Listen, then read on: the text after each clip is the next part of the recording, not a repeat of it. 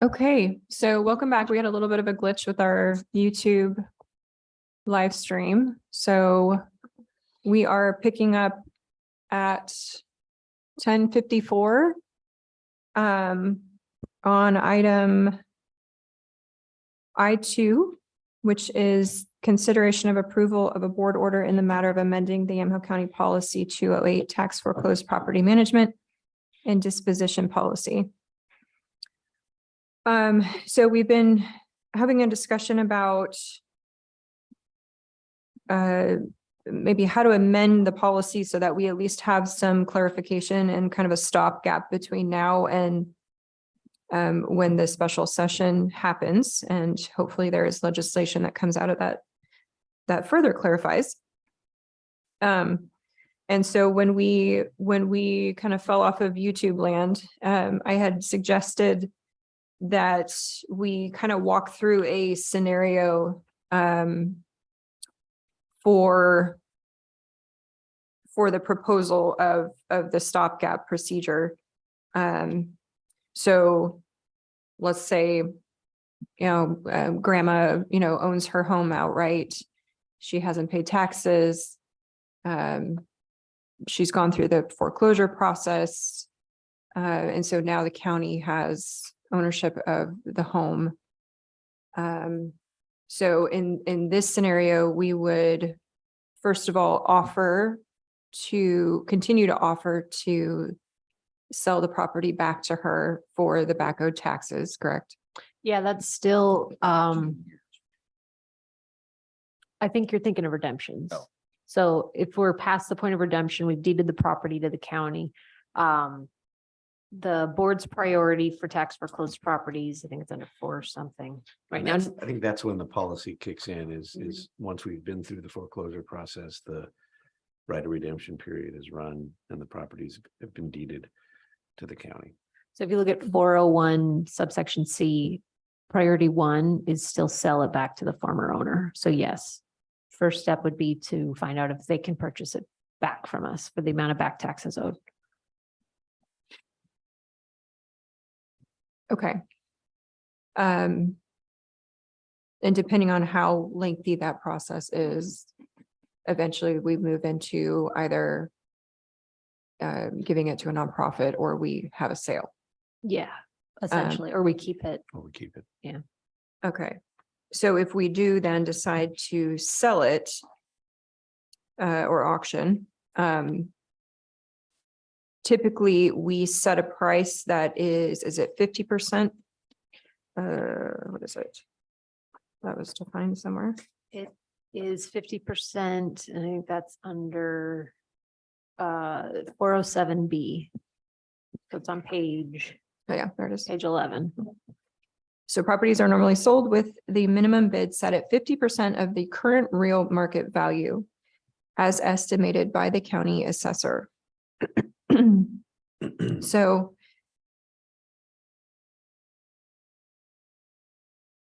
potentially we could sort of further insulate ourselves if we raise that value. Yes, so we could do that. And honestly, that's in my research, that's a relatively low minimum bid compared to other counties.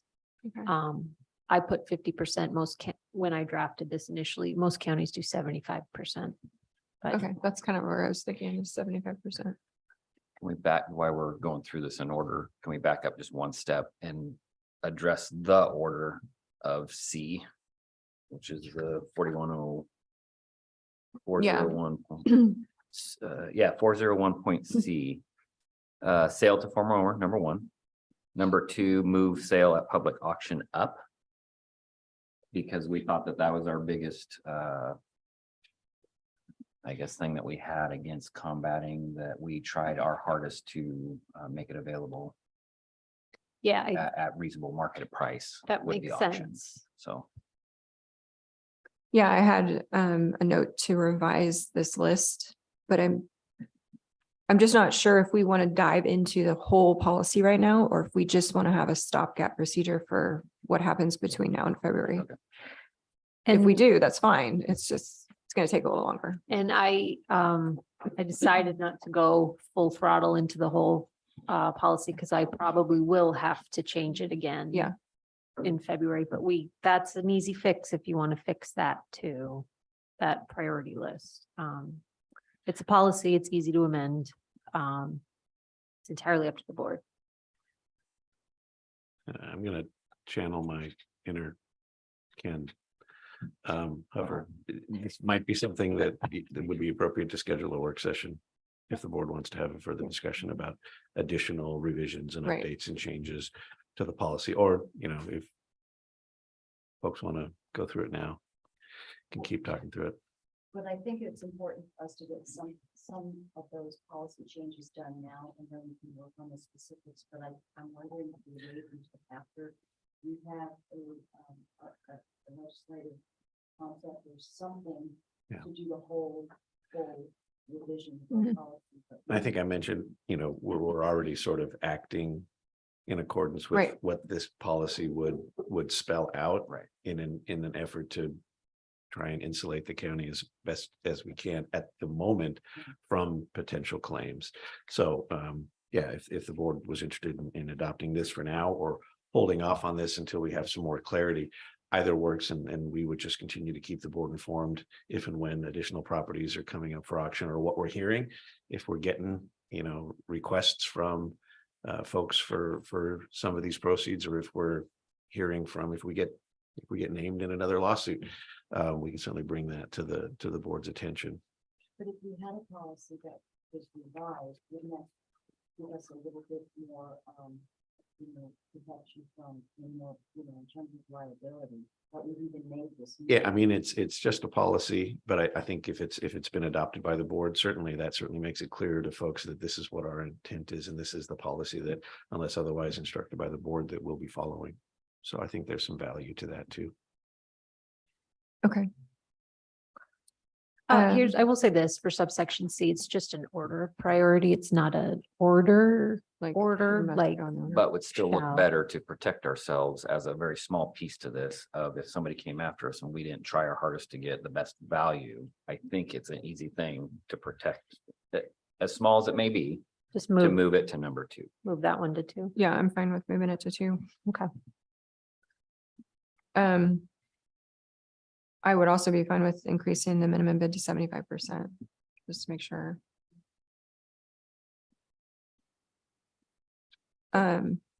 So going back to, where is it? So 407, sale at public auction B. Commissioner Johnston has brought this up in the past about having an appraisal on these properties. I wonder if that would further insulate us too, if we have just sort of a mandatory appraisal, or if we have a committee of, I don't know, three realtors or whoever that basically assess a property and say, this is what, Do a comp on it. rather than us guessing, or, taking maybe something that from the assessor that could be, further. Hebo Road is running through my head right now, where it was on the tax rolls at next to Yeah. 200 grand. I think assessed value is what it was at. Yeah. And ended up selling for next to nothing. Yeah, and I know that right now, I don't know if it's in policy, but we have been, Noelle in particular has been reaching out to the assessors, the appraisers at the assessor's office, and confirming values on anything we've been selling. Okay, but that's the county confirming values. True. But I that, was just thinking. we're of trying to third party. catch Yep, the yep, Hebos, yep. which were overlooked. And Yeah. this is just one example of how quickly this gets super complicated, right? If we're doing the appraisal so we can better determine where to maybe set the minimum bid, that's one basis for it. Or is the appraisal really meant to be a price then that the county would be targeting, and would we accept less than the appraised value? I mean, it's accepted that at auctions, properties regularly sell below what the real market value for those properties might be. And it just gets difficult to determine. And we don't know yet what our potential exposure might be for a property that we list at 75% of the assessor's appraised value, or a private appraiser or realtor's comp, and then it sells for less than that. Mhm. But at least we have it. I mean, maybe we have a better target. So in other words, anything less than 100% of what it's listed for puts us in some kind of liability. So what? We don't know whether it does or not. Yeah. That's the open question. It could. So what would preclude us from listing it for the, in other words, not in terms of minimum bid, but just listing the appraised value, So- Could. and then anyone can bid what they want to bid. So Which is- you'd have a tough time selling a lot of properties, because if your minimum bid is its real market value. No. Oh, no. okay. What I'm saying is that we include that information, and then, do we have to put a minimum bid, and then people who. You do have to have a minimum bid. I think we do By include that now. statute. Yeah. You have to have a minimum bid by statute. And I think folks are aware of what the appraised value is, at least on the assessor's rolls. Yeah, they're pretty astute at looking that up, and most of them know when it's off, and they'll reach out to us and let us know. So we can put minimum bid, but if nobody bids that, does that mean we're gonna continue the process? So what happens if after a failed bid is we go and we reach out to people who have expressed interest and find out how much they're willing to pay for it. Yeah, if it doesn't sell at a public auction, then there are private sale options after that, built into the statute. Again, which all raise questions of, well, what's an acceptable number for us to accept in a private sale? And what if we accept a number that's less than the appraised value, or we have to be within a percentage, I think, of the minimum bid? Yeah, Those are because all- these those are all properties are tough as is questions. too. They So are. We do some cleanup, but not Yeah. a lot. Mhm. Yeah. They're as is. Yeah, I mean, I don't know if you've had an opportunity to look into whether or not, or how these other states have handled questions like this, and whether or not those have been resolved or not. But I tend to agree with Jody that our best defense, at least for the time being, is probably whatever we can get for it at an auction is reflective of what the market at the moment is willing to bear for that particular piece of property. Yeah, and I was just gonna say, in terms of reinventing the wheel, we can look at what others have been doing, other than the 12 states that have. Yeah. Taken the proceeds, but, and I would encourage us to look at other states besides Washington and California, because, you know, there's that Western States path, which is, I don't think served Oregon well, because we've gone along with a lot of the policies that they've done, and it's not been helpful. Is there a way to do that? Look at some of the states that have acknowledged the importance of the Fifth Amendment. We sure can. I think in terms of process, it's probably going to be similar, but the questions that we're asked, that the board's asking right now, I know Washington's statute doesn't go into it, but I'm guessing a lot of case law gets into it. And I have done zero research on other states' case law, so that would probably take me some time. But yeah, we can do that. And not to add yet another layer of complexity here, but all of those various states' systems may also be Sure. under review in light of the opinion, to see if the opinion has any impact on what they have been doing, for better or worse. So it's just it's a real sort of brave new world for the time being.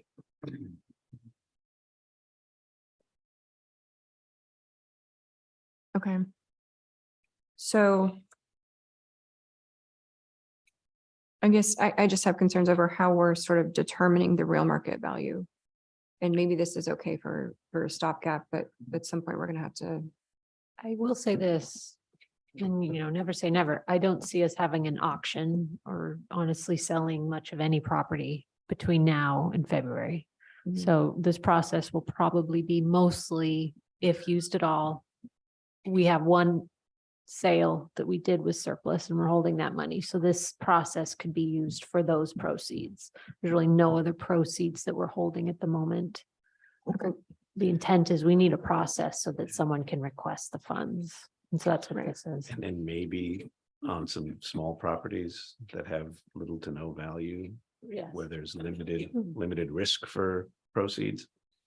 If those become something where it makes sense to either sell or if the county were to decide, oftentimes you'll see slivers along public roads that might make sense for the county just to hold on to as part of our right of way. You know, if something like that were to come up, then maybe that would be something we would consider moving forward in the next 3 to 6 months. But otherwise, I think it's probably, we'll likely just hit pause on any major auctions and sales for the time being. As far as our county partners that have been used to us, Mhm. offering tax foreclosures, do we just say with it right now? I don't think we really have too much currently, so Yeah. I don't think they're missing out on much, but yeah, we're just gonna say time out for now. We're gonna pause until the legislature. Well, hopefully none of our taxing districts have relied on these funds for anything. Oh, well, because in our case, they haven't gotten any windfalls. I mean, some counties who sell it for market value are being able to distribute massive, more than they would have gotten from what they were owed. More than they would have gotten, but in our case, they just get what they were owed, so they don't even feel it. Right. Okay, so let's get back to grandma's house. So we sell grandma's house for whatever at auction. Then we're proposing to hold it, the surplus proceeds for 2 years. Okay. And during that time, we are notifying her or her heirs that are on record that there is this. Yeah, so there's no Surplus. notification requirements in the policy, except if we decide to keep it or transfer it for less than real market value. That's when we would be proactively sending notice. The only notice that we'll be doing is posting on our website. Just essentially an Excel sheet that says sale of the property, record owner, here, proceeds, and then the expiration date. So that is the only notice that's actually not even in the policy, but that is what we were planning on doing. Rather posting than on our proactively. website. Yeah, So I guess I'm just concerned about how does grandma know that she has access to surplus proceeds? Seems almost the same process as public, putting public notice in a newspaper or at a bare minimum, sending a letter out. I mean, we could. Versus just posting it to a website. I think my main Mhm. concern was where are we sending out notice to all the former lien holders? Are we sending notice to if they're passed? Are we Yeah, I supposed to mean- find the heirs? Like, so where does the obligation Right. end? And once you started it, and then you're already Yeah. down that road, and now you can be responsible because. you If, didn't- and if we can find them, sometimes we can't find them. Grandma has passed and we don't know who is the current owner of the property. Or you have disputes between people who believe they are the proper owner. That's come up sometimes when we've tried to sell properties back to the former owner. So that's, I mean, at that point, sort of stepping back, at that point in the process, the property is owned by the county. So legally, our notice obligations to former owners is over. Good practice to try and stay in contact with them and communicate with them and make sure they've had an opportunity to buy the property back, and wouldn't surprise me if as part of that process and that conversation, you could say, oh, and by the way, if and when a sale is had of this property, you as the former owner be entitled to the proceeds, and make sure they're aware of that. And by the time you get to that process already, there's probably been hundreds of mailings since then over the years of just The getting background to that taxes. point. There are lots of Mhm. notices throughout the Mhm. entire foreclosure process, Right. including the additional ones that Derek has been trying to put in to be more proactive, to try to prevent homeowners, property owners from ever getting into the My foreclosure point is, there's process. gonna be a track record of they are receiving this stuff. There is communication there to these certain ways that it's being communicated, to where we're now arguing about drawing a line like we're starting over. We're not. There's a huge track record of communicating already, to where I guess I wouldn't be concerned. So perhaps if and when legislation passes, we could reference that on foreclosure notices and just say you have rights under whatever. Yeah. Yeah. Okay. Yeah. Yeah. And About you, that. potentially reference whatever our process is at that time, Okay. you have some rights here, and if you're interested, go here to get more information. Okay. Fill out the form, submit your claim, that kind of thing. One of the objections at Association of Oregon Counties was this is going to really mess up how we do things, which I think, well, it's time we mess things up because it needs to be messed up.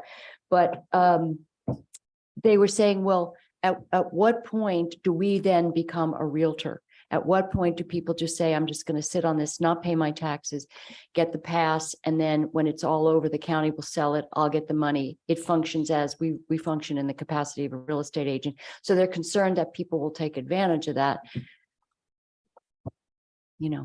I guess we have to err on the side of what's And- right. I will say that the work groups talked about that specific in terms of homeowners sitting on it, like you said, when there's liens pending, because as you know, when the county takes title, all liens are wiped. So they could essentially get their property back with none of the liens. Mhm. So that is something that the work group wants the legislature to address in statute. Mhm. What that process is going to look like, I don't know, which is why I didn't even touch it in the policy. Because that could get complicated, but that is definitely something that's been brought up. So then potentially the legislation could address the fact that the liens need to be satisfied before the former owner gets the whatever proceeds. Ideally.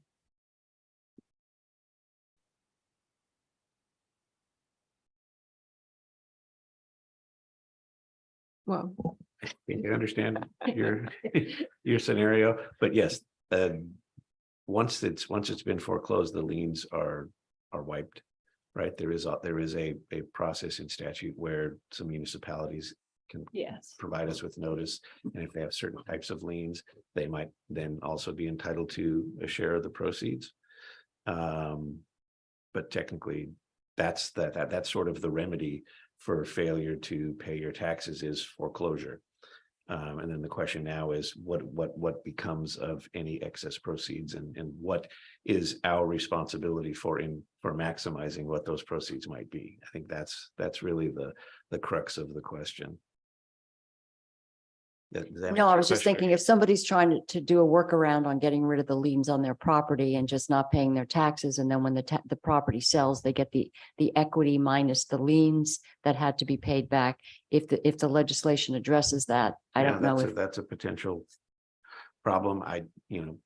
Just personally, off the top of my head, thinking through it, I'd imagine most folks would be better served if they just listed their property and tried to sell it, and then whoever bought it would pay the liens off. But you're right, it's a possibility that they might just, their thought process might be, well, I'm just going to sit on it and let someone else deal with it, and maybe I'll get some proceeds, but there's a risk there of what those might be, how long it might take, and how much you might ultimately receive too. So There's a lot of what ifs. Yeah. And they'll play out how they play out. But well, I would imagine other states that already have this on the books, they have some remedy. I don't know, but I would think that there's case law that varies state by state too. Okay. So, if it's like most others, situations we've looked at, some states will have an extremely detailed process, which suggests that they've probably experienced some litigation over issues, and others will be very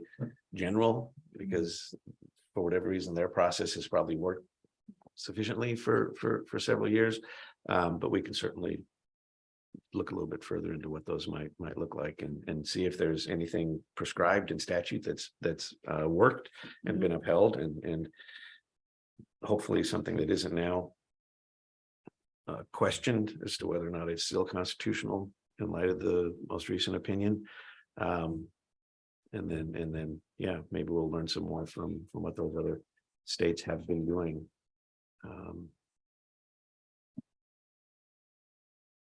Yeah. Okay, and then so we have this 2-year sort of hold on the surplus proceeds, and then any decision that we make is subject to review. There's sort of an appeal process. It's a writ of review with their court. So there is an avenue for them to sort of challenge what we've done. so I do have a writ of review. Yes. So any Okay. decision is challengeable Okay. as a writ of review with the circuit court. So there's due process built into the policy, Okay. which was for me, the main, I wanted to make sure that was clear. Okay, and then it gets into, what happens when we transfer to a nonprofit or whatever. I think that's fine. We need to have that in there. I just don't know that in practice, that's what we're gonna Yeah. do. Yeah. So. Yeah. Any questions on the forms, commissioners? Yeah. I think they look really good.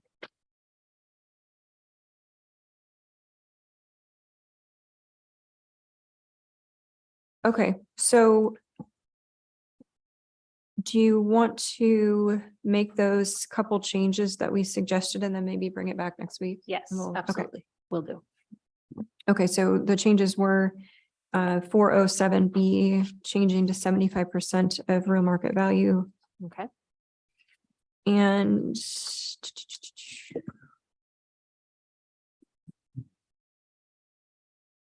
401C moving sale at public auction to number 2 under sale to the former owner if requested and qualified. Gotcha. I believe that was the only 2 changes, correct? I That we think so, made? Okay, for now. yeah, for now. That's the low hanging fruit right there. Yeah. Yep. Sounds good. Mhm. I will bring that back. And make it seem like we're good faith working on it. Yeah. Yeah. Okay, so we will continue this item for next week, which is October 26th with a revised draft. Any other comments, questions? I think this has been a long time coming, so I'm really happy to see it. Yeah. Absolutely. I noticed in your board order, you put the county administrator shall take all actions necessary to implement the updated policy. Was that just for Ken? Should I have referenced him by name?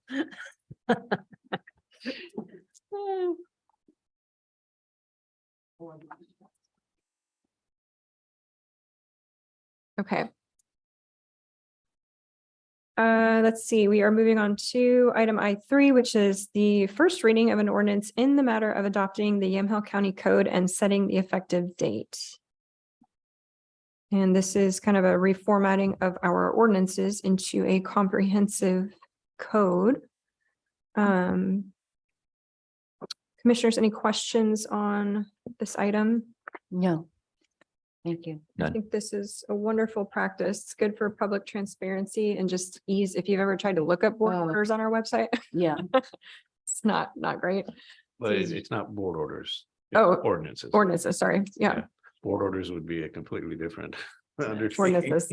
of laws. greater magnitude. Right. Yeah, that would be very helpful. That might be the death of me.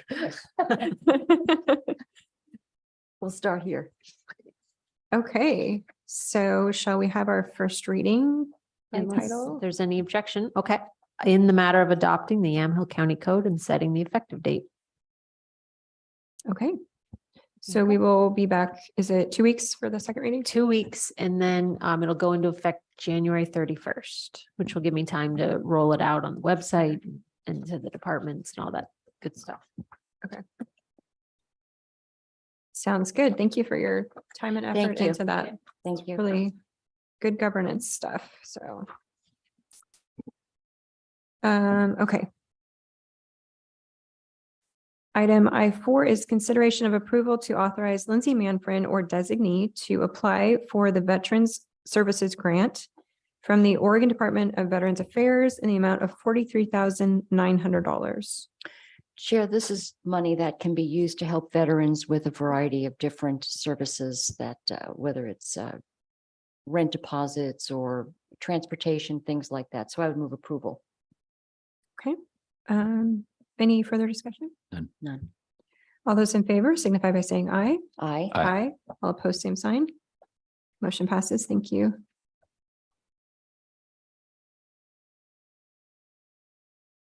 Item I5 is consideration of approval of an agreement between Yamhill County Health and Human Services and the Oregon Crisis Management LLC for behavioral health crisis/consultation services in the not to exceed amount of $219,700.60 retroactive to October 1st of 2023 through December 31st of 2024. Chair, this is to replace the former contract we had with George Fox, and they were doing the work overnight, visits to hospitals and addressing some of these psychiatric components. So I would move approval.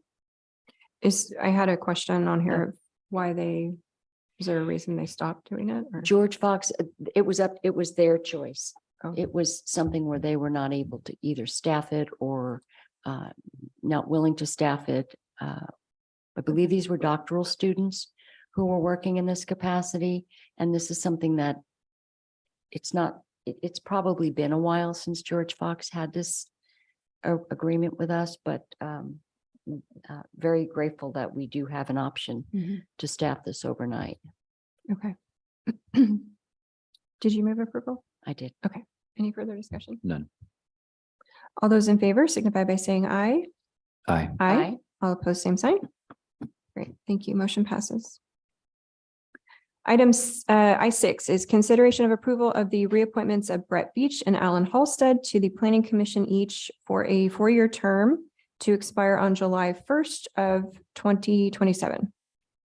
So we have a couple of appointments to the Planning Commission that expired back in July, as of July 1st of this year. So we need to consider reappointments or potentially open it up for new folks. I did go back and listen to the last several Planning Commission meetings, as well as the interviews that they conducted on I believe it was 5 applicants. And so I would like to move approval of the reappointment of Alan Halstead to the Planning Commission for a 4-year term to expire on July 1st of 2027. I want to kind of separate them out a little bit. So is there any further discussion on Mr. Halstead? So this would be a separate Yeah, motion. yeah. No. Okay. All those in favor signify by saying aye. Aye. Aye. All opposed, same sign. Great, thank you. And thank you, Mr. Halstead, for your service. I am a little bit concerned about some attendance that has been showing up, or sort of lack of attendance with another board member or Planning Commission member.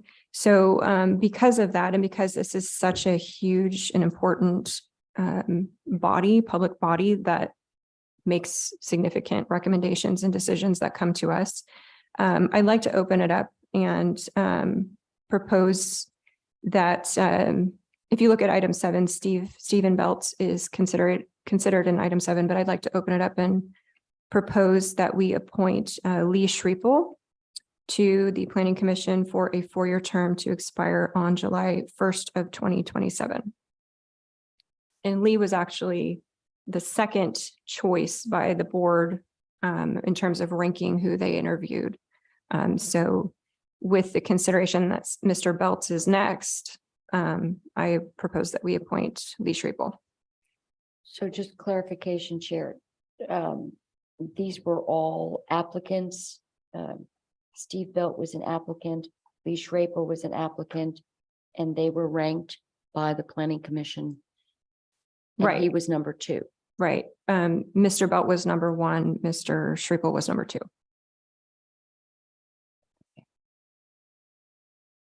Any further discussion or thoughts? None. Chair, is this appointing Lee Schraepel to the open position that Steve Belt was? No, it would be the position that it's not currently held by anyone, but was Brett Beach. So Ken Friday did send the bylaws this morning, and it appears that the commissioners are appointed for 4-year terms or until their respective successors are appointed and qualified. So both Alan and Brett have continued to be commissioners and would continue to be commissioners until their successors are appointed. So it's not that we have a vacancy. And both Alan and Brett did express an interest in continuing. Just just want to make that clear. Yeah. Okay. So it was correct to reappoint Mr. Halsted technically? Then Yes, it's for a new term, reappoint. but for a his new old term. term sort of continued until Okay. such time as his new term is voted on by the board. I see. Okay. Even though it expired. You're Okay. just clarifying the month delay of reappointment, right? Yeah. Yeah, okay. But the ending date of the term is still the same regardless. The term will end, well, for who we talking about, Alan again? Alan's term continued. Right, but I'm saying the But now it end, will be, 27, July Correct, it'll be 27. it's the same end date, through- right? Okay. yes. It'll, Okay. the term he's being appointed to now will expire July of 27. Okay. So that motion sounds fine. I think We that's fine. passed that. The one thing I might mention about the other consideration is that I don't know that Mr. Veach understood that he might not simply be reappointed and didn't really have an opportunity to go through the application process. And his application wasn't necessarily considered and ranked along with the others. So I don't know how that would impact how those, Right. all those And applications. I was might actually, have been I was gonna ranked. bring that up, but I think we need, if we're separating, we need to separate. And don't add into number 7. Let's keep that by itself. Let's deal with the we already dealt with Alan Halsted. Mhm. Yes. Let's deal with the Brett Veach position. I would recommend that we send it back to the planning commission and let them deal with that with the applications. And allow Brett then to either reconfirm that, yes, I want this position and apply with the other applicants. If we so want this to be open. But I would not be in favor of just appointing right now, because I agree with what Christian said. These two are under the understanding that they had a phone call. Would you like to be reappointed to this position? And apparently they both do. So I think the fair process would be that it goes back to the planning commission and have them readdress all the applicants that came in So then- for the empty seat. I will say that would not have no bearing on my decision. My decision is because of absences over the past year, even 2. So that wouldn't have any bearing on my decision. But in terms of process or the bylaws, so item number 6, that one can stand. And then with the number 7, in terms of process, adding Lee Schrapel to item number 7. No, I think we're separating them. So essentially I separated them all, when we voted on Mr. Halsted. So now the consideration now is, do we reappoint Brett Veach or do we put someone else in that position? And my motion is to put Lee Schrapel in that position on the planning commission. I don't have a problem with that. I'm just wondering if we're running afoul of any bylaws considerations. I don't know because I don't think so. The board has the authority to appoint whoever we feel is Yeah, necessary. I believe that's right. But again, I raised it because it may not be running contrary to bylaws and I haven't looked through the bylaws for this specific issue. So I agree that ultimately the appointment is up to the board. What it might be running, I don't know if contrary is the right word, but perhaps not following our sort of recruitment and review and evaluation process is sort of along the lines of what Commissioner Johnston said, is that I think both Mr. Veach and Mr. Halsted, having been on the commission, were asked if they were interested in continuing and both expressed a desire to continue. And so neither of them were included in the review and application review and evaluation and ranking. So if the board's not inclined to simply reappoint those 2 individuals, it might be slightly out of step with our process to not allow them the opportunity to apply and be reviewed and considered and ranked along with the other applicants for the open position. But I think the question here is absences. And I don't know what the It- absences have been and how that. how that Well, I plays think it's in. fairly easy to see that it definitely, I believe it is against the bylaws. And I understand where you're coming from, but where we're at now in this process is where I would be concerned is that we've already asked, are you willing to? Well, we be didn't ask that.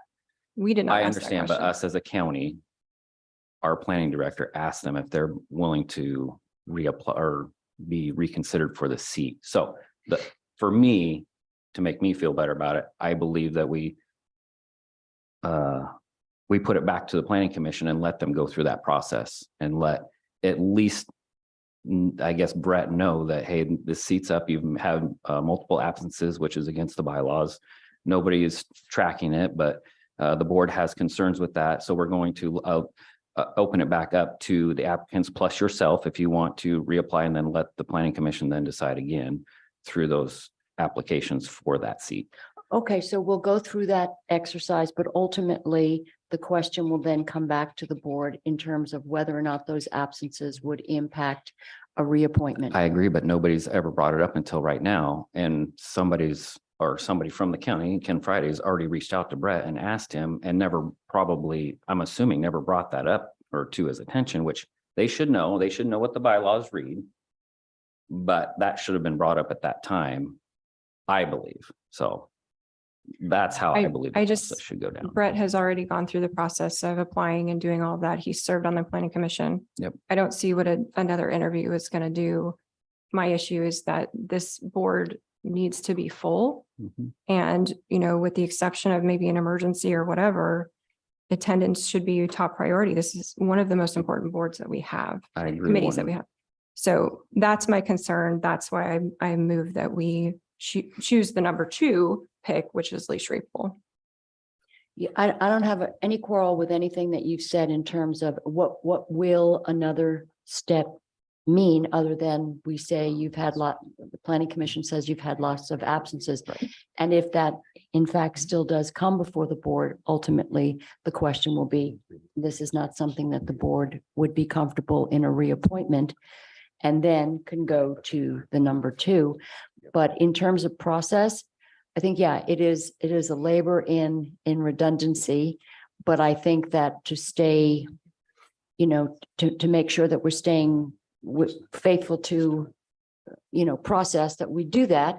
And then ultimately it will likely result in the same outcome. Okay, well, I don't want this to drag on further because that's just another because he cannot, well, Christian said he can technically vote. I'm just concerned about it. So I would like that process, if that's what we're going to do, it needs to happen at the next planning commission meeting. And then we need to consider it. So what is that? What does that look like time wise? Is that a month from now? Is it 3 weeks from First today, I think. Thursday in November would be their next meeting. I'm sorry, Jody and I were chatting about another element in the bylaws. Are you proposing now to send this opening back to the board along the lines of what you were suggesting, or was? I I'm think sorry, that's missed what that part of it. Commissioner Johnston was asking, that it go back Yeah, in front of the Technically, it's not planning an commission opening and- though. Because it's still before us as a reappointment, and that seat is filled until we appoint somebody. right. So technically Brett is still there. It's going to go back to basically the planning commission to make Brett aware that, hey, we're going to enforce the bylaws of your absentees. Would you, at that point, I'm not sure what happens, but it's going to be up to the planning commission to then decide what they want to do, I would think, as a recommendation back to us. But Right. that option hasn't been made, or whether they want to call it a second chance, or even made aware that this is in the bylaws. Because the first time I read the bylaws, or second time I read the bylaws, was just recently to find out on these reappointments, because we were a month late. Right. So. Right, I maybe understand what he's the not bylaws aware say. of But absent- About. It's not our reappointment or about practice. Absences. no, I'm back to absences again. what I'm saying is I'm aware of what the bylaws say, that he is, it just kind of continues until he's reappointed, right? But it's not our practice to just let people continue into perpetuity. That's not why we have terms. Yeah, So, Agreed. Yep. that's right. Yep.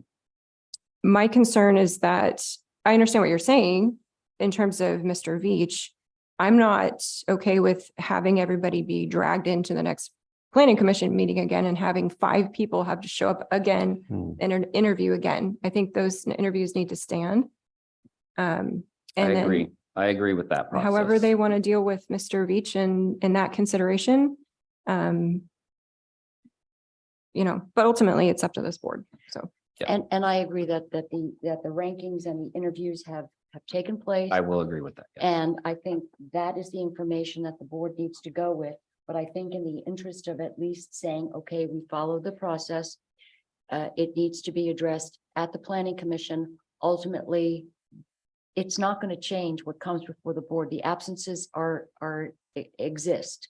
So that's not going to change in 3 weeks. What is going to change is that we let the planning commission know that this was a concern and they will be brought up to speed on it. But ultimately, we have rankings and we have had interviews and applications. Yep. So those are that's what we pull from, because that's the. I pool agree. we I agree. have. Those stand, but I guess it needs to go back so that it can be presented to Brett that, hey, the absence is brought up as an issue, maybe a corrective action as a reappointment, and then it can come back before. And if we still feel the same, that seat should be reappointed, fine. At least he's aware of the action that's coming.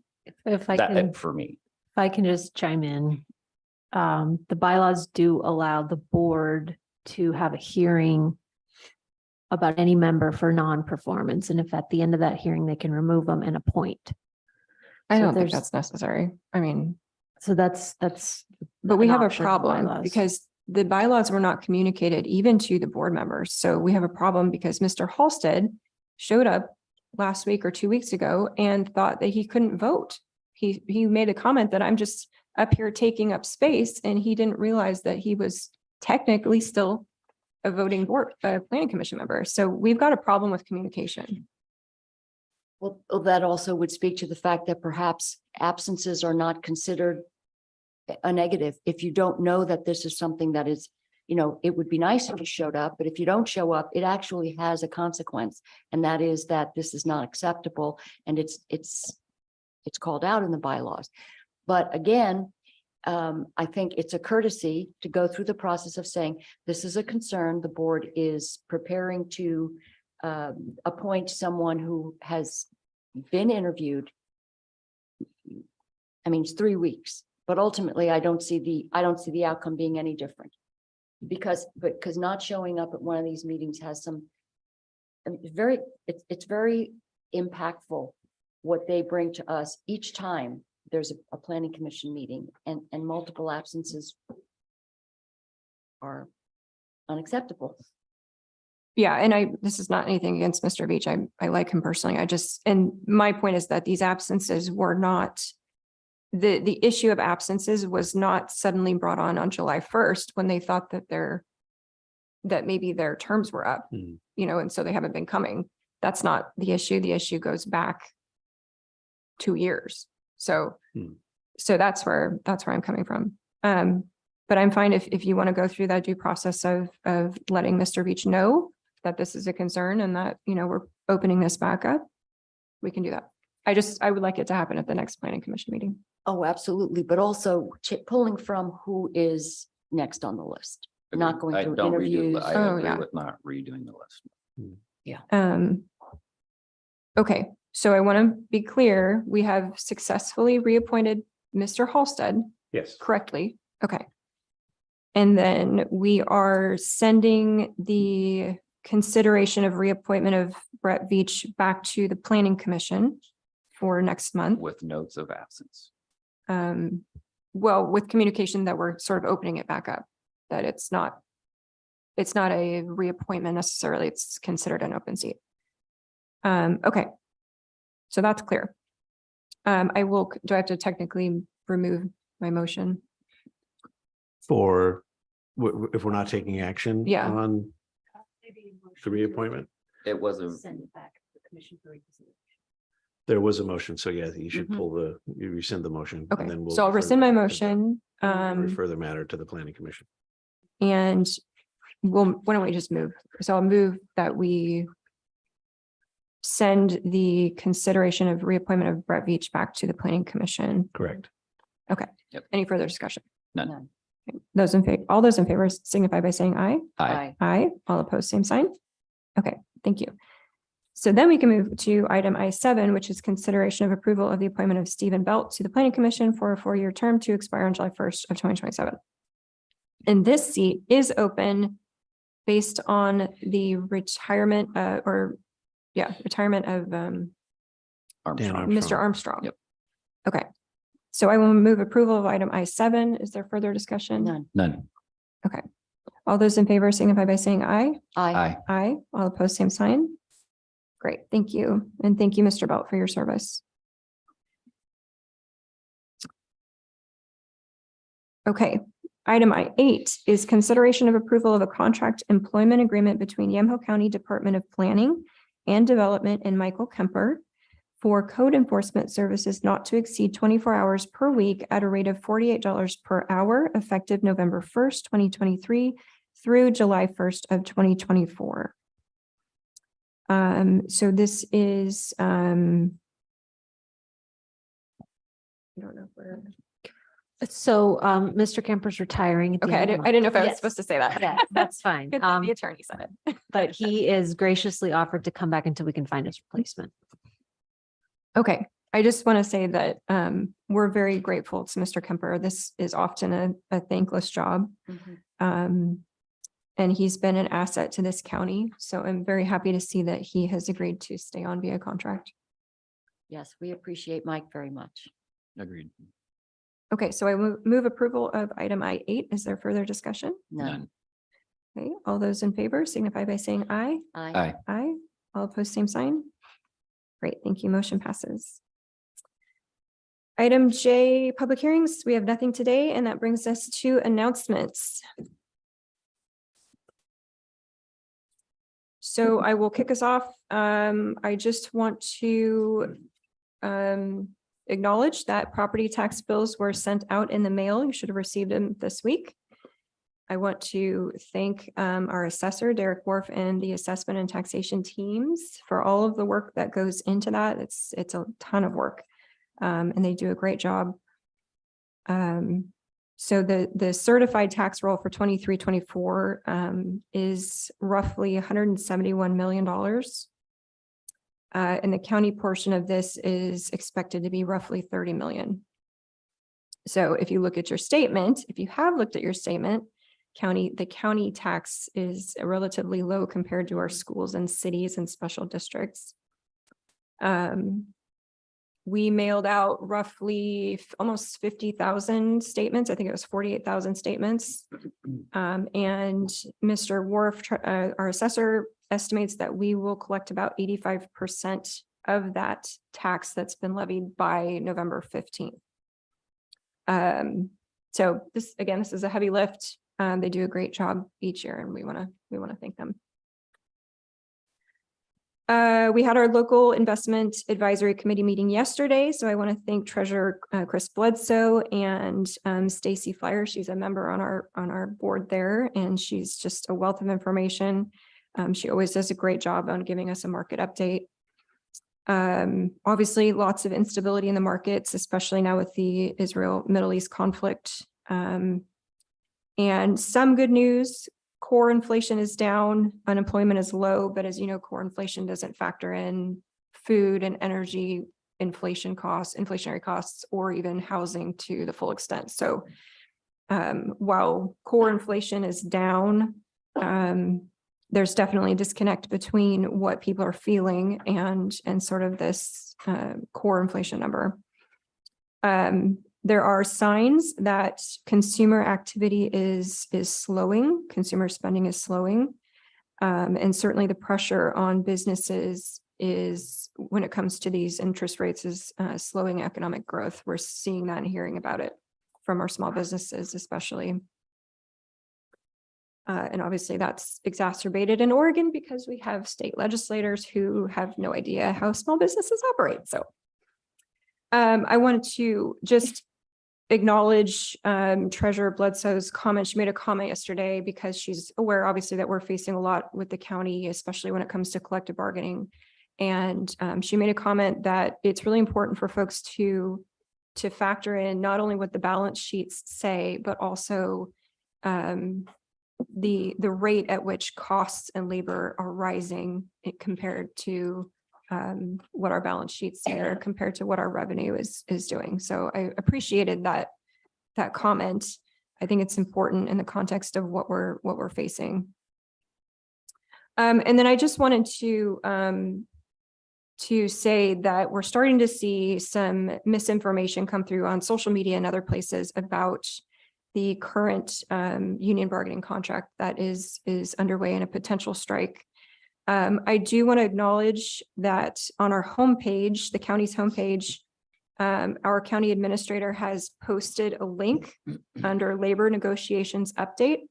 And so if you go to that link, you can read a comprehensive 3-page explanation of the process, how we got here, where the county stands, that our county administrator put together. It's excellent.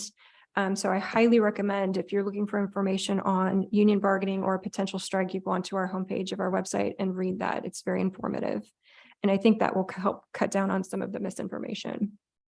So those are all the announcements I had. Any further announcements? I have nothing to add. Oh, nice. More time for me.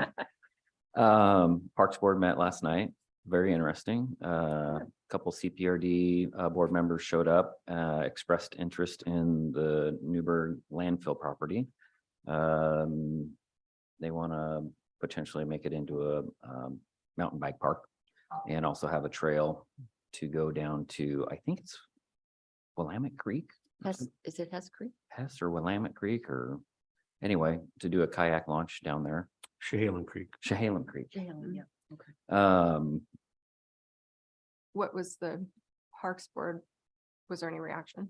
Seemed fairly receiving, but they had a lot of questions that need to be answered. So Travis is going to reach out to CPRD and start figuring some of that stuff out, and they'll readdress it next month at the next Parks Board meeting. Gotcha.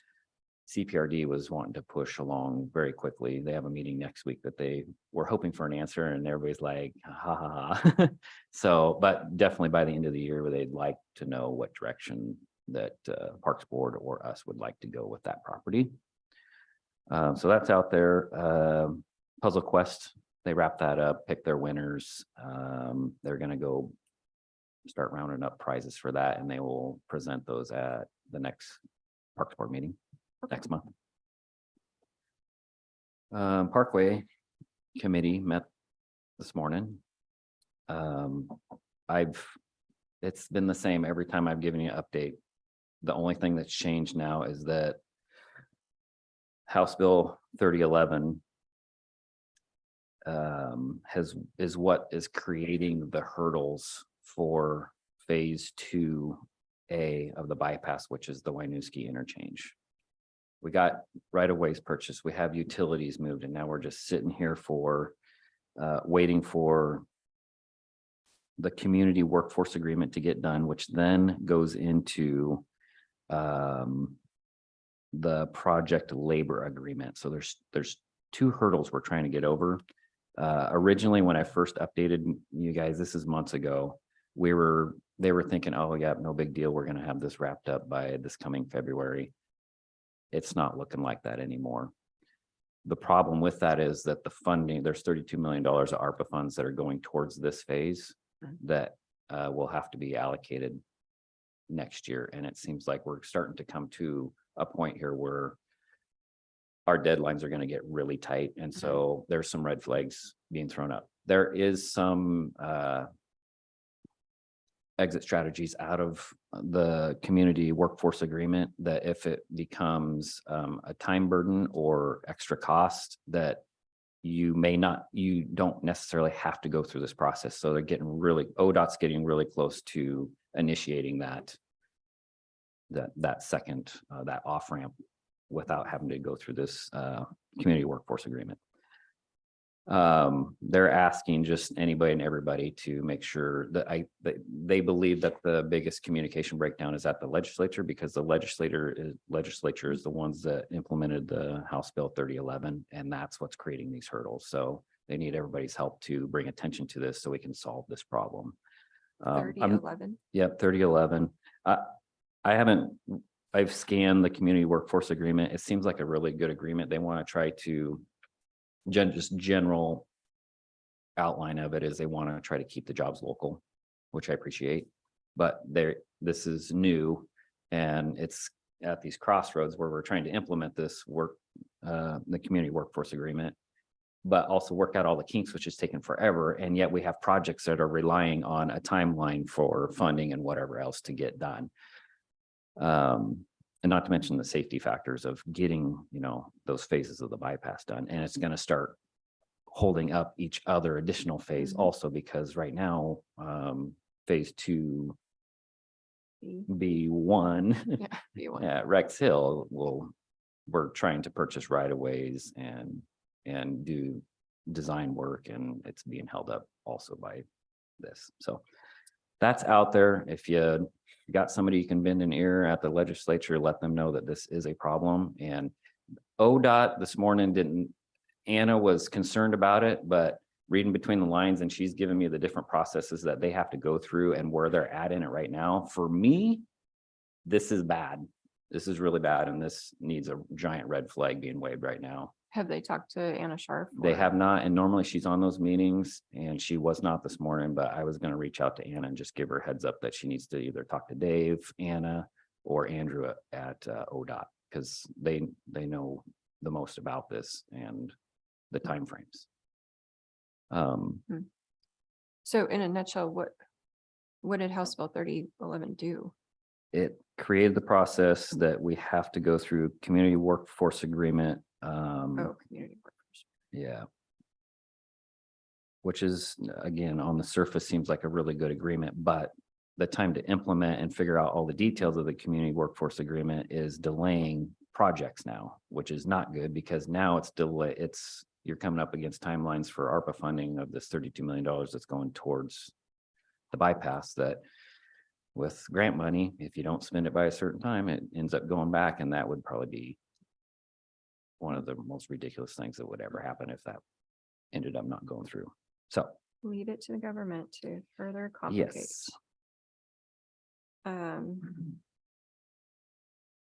Okay. Another thing with ODOT, Anna and Andrew have both offered to come before us to give us an update on the Aurora Donald interchange if we want it. If not, I can get the update and then just relay to you guys if you want, but they've offered to come before us and just give us an update if you want, how it's going to affect our area, what the project is. I'd be okay if you would share that with us Okay. when you go.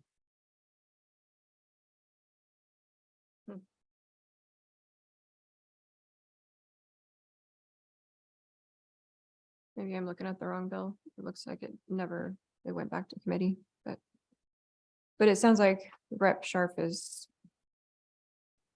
made aware or will be made aware. Rep. Sharp, Usetta, Elmer, or Representative Elmer. Dave Hagebert's gonna reach out to his connections. It's all hands on deck trying to get everybody aware of where we're at. Even if somebody could reach out to Beth Witowski and maybe make her aware, so Okay. the governor's office knows. Yeah, I can reach out there. Okay. That's all I got. Okay. Anything else for the good of the order? No.